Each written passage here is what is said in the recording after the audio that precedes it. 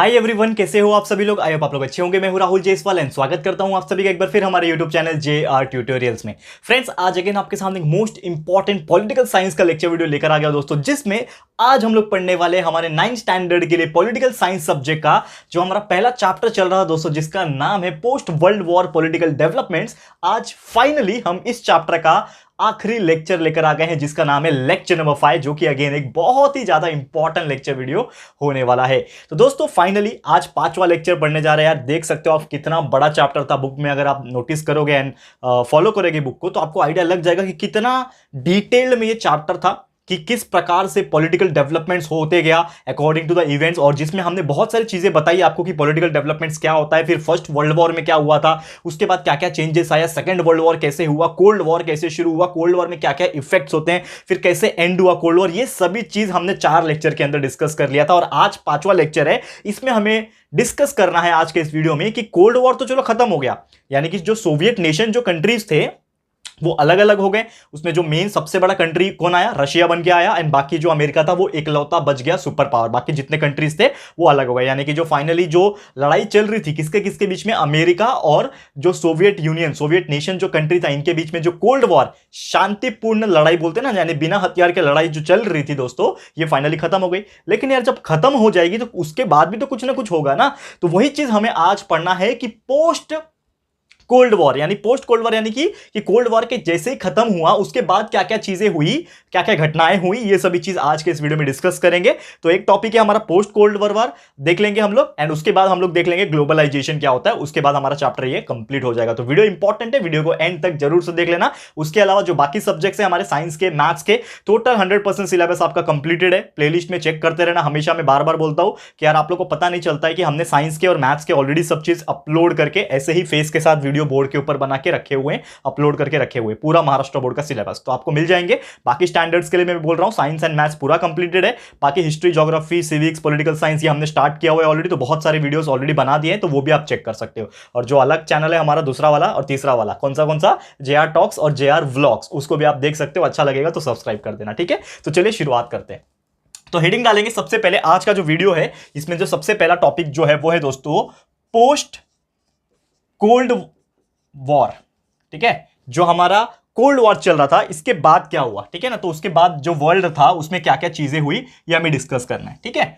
तो cold war आपको पता है कब खत्म हुआ। हमारा जो कोल्ड वॉर था 1945 से लेके 1991 तक ये कोल्ड वॉर चला था, और 1991 में एक बार रशिया अलग हो गया, सोवियत यूनियन जो कंट्री था वो डिसइंटीग्रेट हो गया, तो फिर कोल्ड वॉर जो है स्टॉप हो गया। उसके बाद क्या आ गया कि सिर्फ और सिर्फ अमेरिका जो था वो अकेला सुपर पावर बच गया था, जिसके वजह से बहुत सारे चेंजेस होने लगे, यानी वर्ल्ड के लेवल पे, वर्ल्ड के पॉलिटिक्स लेवल पे, इंटरनेशनल पॉलिटिक्स लेवल पे ऐसे बहुत सारी चेंजेस जो है देखने लगे। तो सबसे पहला जो चेंज आया कि America it remains the only super power country in the world, क्योंकि अकेला बच गया। बाकी तो सोवियत यूनियन जो था वो तो अलग हो गया ना, सब सेपरेट सेपरेट कंट्री बन गए। तो कौन अकेला बच गया, अमेरिका अकेला बच गया। तो सबसे ज्यादा पावर जो कंट्री के पास था, यानी सुपर पावर कंट्री कौन बन गया, अमेरिका एकलौता बच गया। बाद में क्या हुआ, ऐसे बहुत सारी चीजें जो है होने लगी, यानी कि ट्रेड बढ़ने लगा, क्योंकि ऑब्वियसली जब अकेला सुपर पावर बढ़ेगा तो बहुत सारी ऐसी कंट्रीज रहेंगी। अब दोनों में से किसी एक को चूज नहीं करना पड़ेगा, अब वो डायरेक्टली अमेरिका को चूज करेंगे, क्योंकि उनको पता है कि सिर्फ और सिर्फ अमेरिका ही ऐसा एक कंट्री है जो पावरफुल है। तो बहुत सारी कंट्रीज ने क्या कर दिया, ट्रेड करना, यानी व्यापार करना, बिजनेस करना उनके साथ शुरू कर दिया। ग्रोथ होने लगा, ट्रेड में ग्रोथ होने लगा। इकोनॉमिक रिलेशन जो था किसके किसके बीच में, बहुत सारे ऐसे जो कंट्री जो थोड़े गरीब है और अमेरिका के बीच में, ऐसे बहुत सारे इकोनॉमिक होने लगा, इकोनॉमिक कंडीशन सुधरने लगे, इकोनॉमिक वेलफेयर होने लगा। फिर उसमें capital, labour, market capitalisation, information technology और ये सभी चीजें जो है वो तरक्की पे तरक्की करने लगे। क्यों, क्योंकि उनको पता था कहीं ना कहीं अमेरिका से अगर हम हाथ मिला के रखेंगे तो हमें बहुत फायदा होगा। तो ऐसे बहुत सारी कंट्रीज जो है वो अपने हिसाब से चेंज करने लगे, और धीरे धीरे धीरे धीरे दूसरे जो कंट्रीज थे उनके अंदर भी डेवलपमेंट जो है ये सब चीज के रिलेटेड देखा जाने लगा, ठीक है। तो ये कुछ चेंजेस आया। उसके बाद क्या हुआ कि जितने भी नेशंस थे पूरे वर्ल्ड के अंदर, उन्होंने ट्रेड रिलेशन को बहुत ज्यादा इंपॉर्टेंस देना शुरू कर दिया। क्यों ट्रेड रिलेशन, आज भी आप देखोगे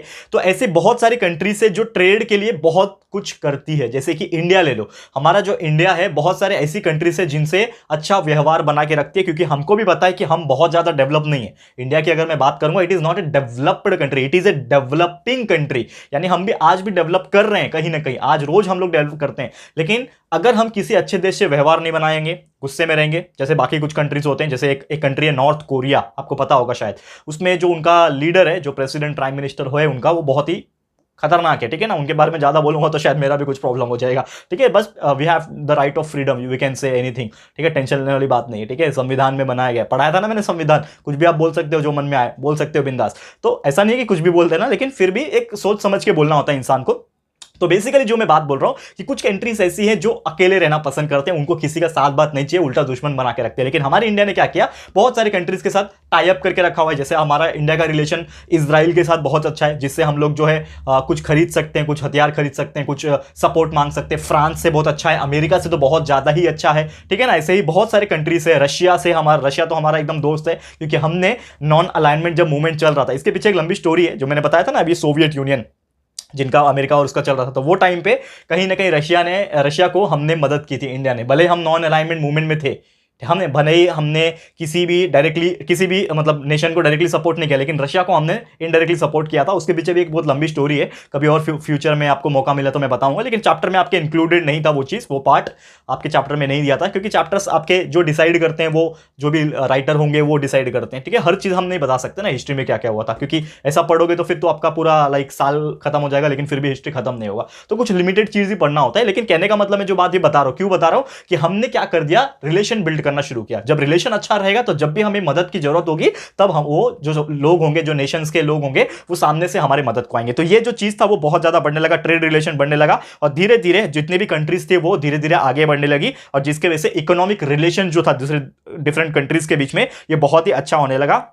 और जो बाकी की कंट्रीज थी, कुछ ऐसे कंट्रीज जो एनिमी नेशंस थे, एनिमी नेशंस मतलब दुश्मन देश होते थे, वो अभी कन्वर्ट हो गए किसमें, राइवल नेशन में। यानी जो एनिमी हुआ करते थे, जो एक दूसरे के एनिमी यानी कि दुश्मन हुआ करते थे, अब वो क्या हो गए हैं, वो राइवल बन गए। तो राइवल और एनिमी फर्क होता है, एनिमी का मतलब होता है दुश्मन, और राइवल का मतलब होता है हमारा कॉम्पिटिटर, यानी कि हमें इससे कॉम्पिटिशन करना है। जैसे कि कुछ मैच होता है, क्रिकेट मैच होता है दो टीम के बीच में, तो वो दोनों आपस में दुश्मन है क्या, नहीं, वो दोनों एक दूसरे के राइवल है, यानी कि दोनों को ही जीतना है, दोनों में से किसी एक ही जीत सकता है, लेकिन दोनों को ही जीतना है, तो वो दूसरे के कॉम्पिटिटर है, ना कि दुश्मन। तो ये चीज जो पहले एनिमी एनिमी खेला करते थे लोग, जो कंट्रीज की मैं तेरा दुश्मन तू मेरा दुश्मन, ये जो हुआ करता था, अब वो चेंज होकर किसमें बन गया, तू मेरा कॉम्पिटिटर मैं तेरा कॉम्पिटिटर, तो मैं तेरे से आगे करके दिखाऊंगा। लेकिन इसमें जलन की भावना और दुश्मनी की भावना नहीं होती थी कि हमें इसको नुकसान पहुंचाता है, जैसे पहले चल रहा था अमेरिका और सोवियत यूनियन के बीच में। तो ये सब चीजें जो है धीरे धीरे चेंज होने लगी। फिर जो रिस्पॉन्सिबिलिटी था किसकी, यूनाइटेड नेशन, आप सभी को पता है दोस्तों, यूनाइटेड नेशन बहुत सारे नेशंस का लाइक गठबंधन है, जिसमें पूरे वर्ल्ड के लेवल पे कुछ हिंसा ना हो, कुछ चीजें गलत ना हो, और रूल्स एंड रेगुलेशन सही तरीके से फॉलो किया जाए इंटरनेशनल लेवल के पॉलिटिक्स के अंदर। तो ये सब चीज का देखरेख कौन करता है, यूनाइटेड नेशन करता है। तो यूनाइटेड नेशंस का जो रिस्पॉन्सिबिलिटी था काफी ज्यादा बढ़ गया था, और ये जो यूनाइटेड नेशन है उसको बहुत ज्यादा कॉन्क्रीट स्टेप्स लेने पड़ते थे, ताकि ग्लोबल पीस और सिक्योरिटी ये मेंटेन रहे। क्योंकि देखो, ग्लोबल सिक्योरिटी यानी कि पूरे वर्ल्ड के सिक्योरिटी प्रोवाइड करना, कि कोई आतंकवादी किसी देश के ऊपर हमला ना करे। जैसे कि आपको पता है बहुत सारे अटैक्स हो चुके हैं हमारे इंडिया पे भी एंड अमेरिका पे भी, आपको पता है, that is world trade centre को उड़ा दिया गया था। किसके द्वारा उड़ाया था, जरूर से कमेंट करके बताना, ये बहुत फेमस था जिन्होंने उड़ाया था, ठीक है ना, आतंकवादी। तो ये जो टेररिस्ट एक्टिविटीज है ये ना हो, ग्लोबल लेवल पे, पूरे वर्ल्ड के लेवल पे शांति कायम रहे, पीस कायम रहे। तो ये सब चीज का जो देखरेख का जिम्मेदारी था वो किसके पास आ गया था, यूनाइटेड नेशन के पास आ गया था, यूएन के पास आ गया था। यानी कि इन शॉर्ट कहीं ना कहीं इनकी रिस्पॉन्सिबिलिटी काफी ज्यादा बढ़ गई थी ये सब चीज को देखते हुए। और साथ ही में ऐसे बहुत सारे फैक्टर्स थे, जैसे environmental protection act, fostering of human rights, human rights कुछ गलत नहीं होना चाहिए, लोगों के खिलाफ जुल्म नहीं होना चाहिए, according to the gender, according to the racism, यानी कि कोई काला है तो कोई गोरा है, इस हिसाब से भी नहीं होना चाहिए। आज कहीं ना कहीं होता है, लेकिन फिर भी वो टाइम पे ज्यादा ना हो, तो ये सब चीज होते गया। जेंडर इक्वालिटी हो, management of the natural calamities, कुछ नेचुरल कैलामिटीज ना आ जाए जैसे सुनामी, अर्थक्वेक एंड ऑल, तो वो सब चीज को कैसे मेंटेन करेगा, एंड साथ ही में ग्लोबल डायमेंशंस को कैसे मेंटेन किया जाए। ये जितने भी चीजें थी वो कहीं ना कहीं इस कोल्ड वर्ल्ड वॉर के बाद, जो कोल्ड वॉर चल रहा था अमेरिका और सोवियत यूनियन के बाद, जो है ये सब घटनाएं जो थी वो सब होने लगी पूरे वर्ल्ड के लेवल पे। क्लियर है? तो उम्मीद करता हूं कि यार ये चीज आपको बहुत ही इजीली समझ में आ गया होगा।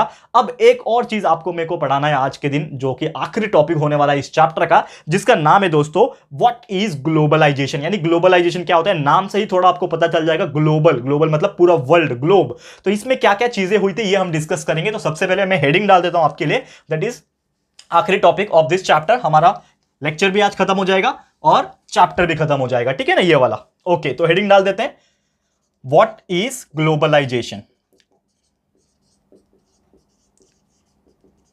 What is globalisation. अब इसका मतलब क्या है, इसको हम लोग धीरे धीरे समझने की कोशिश करते हैं। देखो ग्लोबलाइजेशन की जब भी हम बात करते हैं कि जैसे ही कोल्ड वॉर जो था खत्म हुआ तो ट्रेड रिलेशंस, इकोनॉमिक रिलेशंस ये बाकी कंट्रीज दूसरे कंट्रीज के साथ बेहतर करने की कोशिश में लग गए। तो इसके वजह से क्या हुआ, और बहुत सारी चीज का ये सोचना ये था कि यार अगर हम लोग ट्रेड एस्टैब्लिश नहीं करेंगे तो हमारा देश कहीं ना कहीं पीछे हो जाएगा। समझ में आ रहा है दोस्तों? अगर मैं इंडिया हूं, फॉर एग्जांपल मैं इंडिया हूं और मैं इंडिया का प्राइम मिनिस्टर हूं फॉर एग्जांपल, तो अगर मैं किसी और देश के साथ मेरा रिलेशन अच्छा नहीं करूंगा तो हम तो पीछे के पीछे ही रह जाएंगे। क्योंकि दूसरी कंट्रीज अगर अच्छा परफॉर्म कर रही है, अच्छा उनके पास टेक्नोलॉजी है, उनके पास बहुत सारी चीजें हैं, तो हम उनके हेल्प ले सकते हैं जाके कि आप हमें भी बताओ, हम भी करेंगे हमारे देश में। बहुत सारी चीज कर सकते हैं ना। तो इसके वजह से क्या होने लगा, जब जब कोल्ड वॉर खत्म हुआ तो सब जो देश थे वो ये सोचने लगी कि किस प्रकार हमें ग्लोबल लेवल पे आना है, यानी कि पूरे वर्ल्ड के लेवल पे आना है, हमें भी पूरे देश में पहचान मिले, अलग अलग देश के कोने कोने से लोग हमें पहचाने। और इस हिसाब से काम जो है वो जोरों से शुरू हो गया, चाहे हम ट्रेड बढ़ाए, चाहे हम इकोनॉमिक वैल्यू बढ़ाए, और इस हिसाब से ये सब चीज होने लगा। तो इसमें बहुत सारी चीज होने लगी, जैसे कैपिटल्स हो गए, लेबर हो गया, मार्केट्स, इंफॉर्मेशन, ये पूरा ग्लोबली सर्कुलेट होने लगा। इसका मतलब क्या है कि लोग जो है अलग अलग देशों में जाने लगे पढ़ाई के लिए, लोग अलग अलग देशों में जाने लगे सीखने के लिए, लोग अलग अलग देश में काम करने जाने लगे। तो ये जो उनका तरीका था वो ये था कि हम पूरे वर्ल्ड के लेवल पे अपने आप को एस्टैब्लिश करें, चाहे वो इंडियंस हो, चाहे वो दूसरे फ्रेंच हो, चाहे वो यूरोपियंस हो, चाहे वो अमेरिकन हो। अमेरिकन तो ऑलरेडी एस्टैब्लिश थे because they were the super powers, वो टाइम पे वो सुपर पावर्स थे। लेकिन जो बाकी कंट्रीज थी ये धीरे धीरे क्या करने लगे, अपने आप में चेंजेस लाने लगे। और यही चीज की वजह से क्या होने लगा दोस्तों, रिवॉल्यूशन होने लगा, खासकर इंफॉर्मेशन टेक्नोलॉजी के फील्ड में। What do you mean by information technology? ये सभी को पता है, दैट इज आईटी। आईटी एक ऐसा चीज है, इंफॉर्मेशन टेक्नोलॉजी, जिसके हेल्प से आज हम लोग बहुत आगे बढ़ गए। हम लोग क्या, पूरे वर्ल्ड आगे बढ़ गए।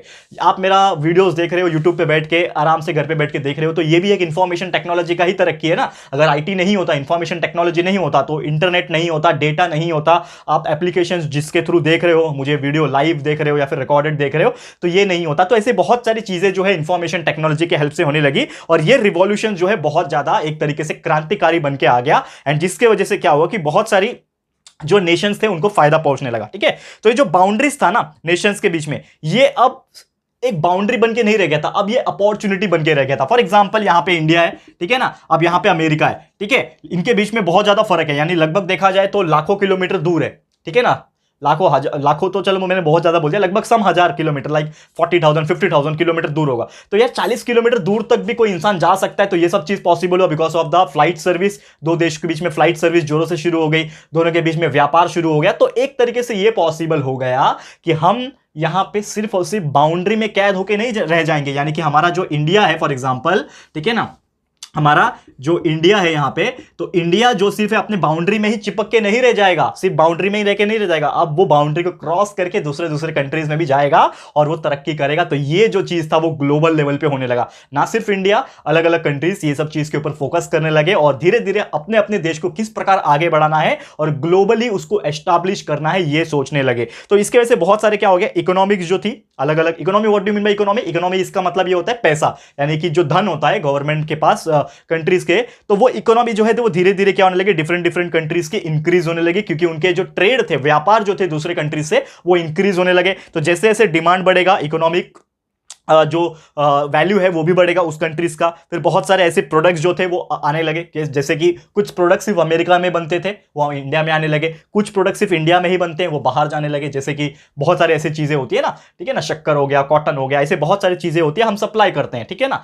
तो ये सब चीज आने लगा। हम भी किसी देश से पेट्रोल डीजल को इंपोर्ट करते हैं, हमारे पास तो पैदा नहीं होता, हमारे इंडिया में पेट्रोल डीजल हम नहीं निकालते हैं, कहां से आता है, यूएई से आता है, ठीक है ना। ये सब जो सऊदी कंट्रीज जो होती है वहां से आता है। ये सब जो चीजें हैं वो धीरे धीरे होने लगी, जिसके वजह से बहुत सारा डेवलपमेंट होने लगा। और जो गैप एक क्रिएट हो चुका था, एक गैप था एक कंट्री और दूसरे कंट्री के बीच में, जो गैप था वो गैप को फुलफिल करने लगे और इसी के वजह से ये ग्लोबलाइजेशन जो है बहुत ही ज्यादा डेवलप करने लगा।